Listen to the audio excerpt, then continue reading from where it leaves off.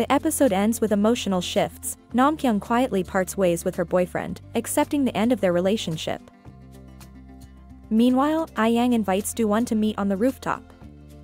But he arrives just as she's asked out by a colleague, leaving him surprised and possibly hurt by the unexpected scene.